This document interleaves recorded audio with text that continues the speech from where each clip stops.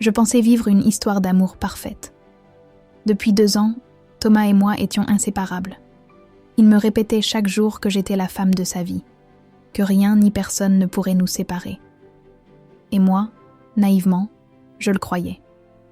Nos amis nous décrivaient comme le couple modèle, toujours souriant, toujours complice. Mais derrière ce tableau idyllique, une fissure s'était formée sans que je ne la voie venir. Un soir, alors que nous étions installés devant un film, il laissa traîner son téléphone sur la table basse. Une notification s'afficha. Un message venant d'un numéro inconnu. J'y ai jeté un coup d'œil distrait, et mon cœur s'est immédiatement figé. Le message disait simplement « J'ai hâte de te revoir ce week-end ». J'ai senti ma gorge se nouer, mes mains trembler. Mon premier réflexe a été de me dire que ce devait être une erreur, un malentendu, peut-être même une blague. Mais une petite voix en moi chuchotait que ce n'était que le début de la vérité. Les jours suivants, j'ai commencé à remarquer des détails qui m'avaient échappé jusque-là. Ses horaires de travail devenaient de plus en plus chargés. Il rentrait tard, parfois même après minuit. Ses câlins étaient en plus froids, ses regards moins présents. Et surtout, il sentait un parfum différent. Pas le mien, pas le sien. Celui d'une autre femme. J'ai essayé de me convaincre que je devenais paranoïaque, que mon imagination me jouait des tours. Mais au fond, je savais. Quelque chose n'allait pas. J'ai alors décidé d'arrêter de fermer les yeux. Une nuit, lorsqu'il m'a dit qu'il devait rester tard au bureau pour finir un dossier urgent, je l'ai suivi discrètement. Mon cœur battait si fort dans ma poitrine que j'avais peur qu'il m'entende derrière le volant. Il s'est arrêté devant un restaurant chic et ce que j'ai vu m'a coupé le souffle. Thomas, mon Thomas, assis à une table avec une autre femme. Il riait, se touchait la main et à un moment, il a même caressé sa joue comme il le faisait avec moi. C'était comme recevoir un coup de poignard en plein cœur. Les larmes me brûlaient les yeux, mais je me suis forcée à rester silencieuse. J'ai pris une photo avec mon téléphone, la preuve de sa trahison avant de m'éloigner. Le lendemain, je n'ai rien dit. Je suis restée calme, presque distante. Mais dans ma tête, un plan se formait. Je ne voulais pas d'une confrontation banale. Non, je voulais que la vérité éclate sous ses yeux, qu'il ressente au moins une fois ce que moi j'avais ressenti en découvrant son mensonge. Alors j'ai préparé un dîner. Bougies, fleurs, une table joliment dressée comme si j'avais voulu lui faire une surprise romantique. Quand il est arrivé, il avait ce sourire hypocrite qui me donnait envie de hurler. Il m'a embrassée comme si de rien n'était, comme si son double jeu pouvait durer éternellement. Nous nous sommes installés à table, et c'est à ce moment-là que j'ai sorti mon téléphone.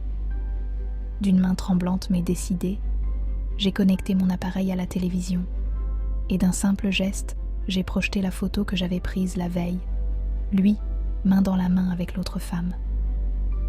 Le silence dans la pièce est devenu insupportable. Son sourire a disparu, remplacé par un regard vide, presque effrayé. Moi, en larmes mais déterminée, j'ai simplement murmuré « J'espère qu'elle en valait la peine ». Il a commencé à balbutier, à chercher des excuses pathétiques. « Ce n'est pas ce que tu crois. C'était un dîner d'affaires. Je peux tout expliquer. » Mais il n'y avait rien à expliquer. Les preuves étaient là, claires, irréfutables. Il avait détruit notre histoire de ses propres mains. J'ai alors pris une grande inspiration. Je me suis levée et j'ai ouvert la porte.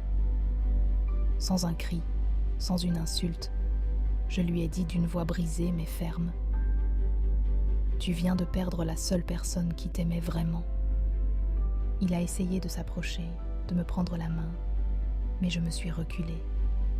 Je l'ai regardé droit dans les yeux une dernière fois, puis j'ai refermé la porte doucement.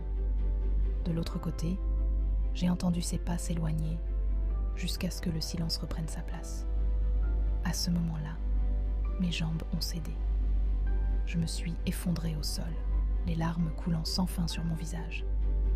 Mais au milieu de ma douleur, une étincelle de force brillait déjà. Oui, j'étais détruite, trahie, humiliée.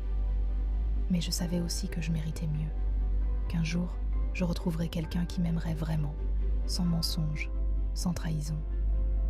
Les semaines qui ont suivi ont été les plus difficiles de ma vie. Chaque matin était un combat pour sortir du lit, chaque souffle une épreuve. Les photos de nous deux tapissaient encore les murs de l'appartement, témoins silencieux d'un bonheur qui n'avait été qu'illusion. J'ai passé des nuits entières à me demander si j'avais été aveugle, si j'aurais dû voir les signes plus tôt. Thomas avait essayé de me contacter plusieurs fois, laissant des messages désespérés sur mon répondeur.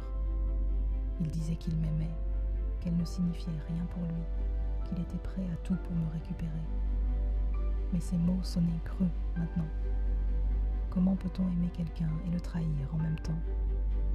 Pourtant, avec le temps, j'ai commencé à comprendre quelque chose d'essentiel.